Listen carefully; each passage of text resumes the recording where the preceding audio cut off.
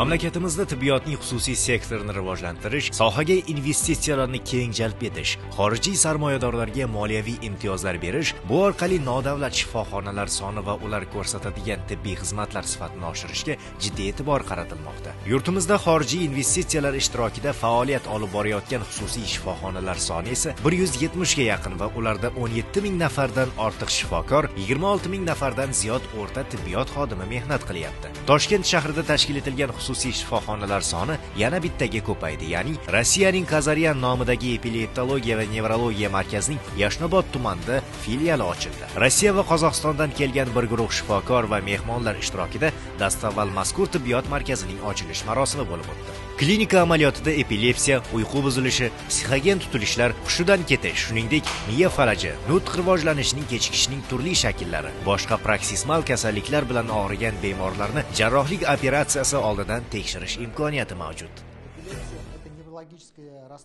Epilepsiya surunkali nevrologik kasallik bo'lib, statistik ma'lumotlarga ko'ra, dunyo aholisining 0,5% dan 1% gacha bemorlar og'rigani aytilmoqda. Epilepsiya bilan og'rigan odamlarning aksariyati to'g'ri davolanish orqali normal hayot kechirishi mumkin. Ilmiy ma'lumotlarga ko'ra, ushbu kasallik bilan og'rigan bemorlarning taxminan 70% barqaror remissiyaga erishadilar. Bilamizki, 21-asr texnika-texnologiya asri. Bu esa bevosita tibbiyot sohasiga ham o'z ta'sirini o'tkazmoqda. Hozirgi vaqtda epileptologiya genetika yo'nalishdagi ego video monitoringi sifatida rivojlanmoqda. Bu esa bemorlarda kasallik bilan bog'liq sabablarni aniqlashda qo'l kelyapti.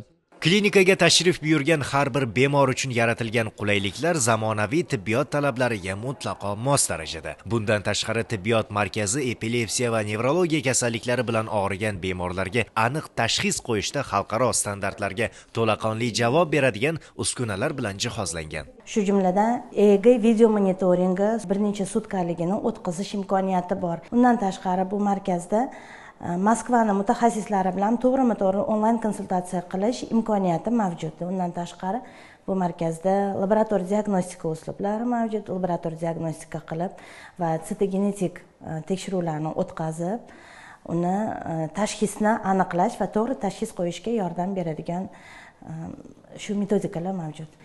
Bu yerda nevropatolog, bolalar va kattalar nevrologi, epileptolog, pediatr, terapevt mutaxassislari ishlaydi va laboratoriya butun nimaki laborator tekshiruv kerak bo'lsa bemorga hammasini o'tkazish mumkin.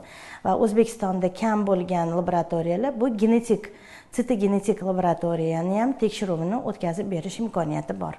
Bir so'z bilan aytganda, aholi sog'ligini muhofaza qilish, sifatli tibbiy yordam ko'rsatishda nodavlat davolash muassasalarining o'rni tobora oshib bormoqda. Zero, sohada olib borilayotgan islohotlar zamirida ham aynan bemorlarga zamonaviy texnologiyalar asosida xizmat ko'rsatish tizimini yaxshilashdek muhim vazifalar mujassam. Shahzod Sultonov, Jahongir Muhammadjonov, Poytaxt.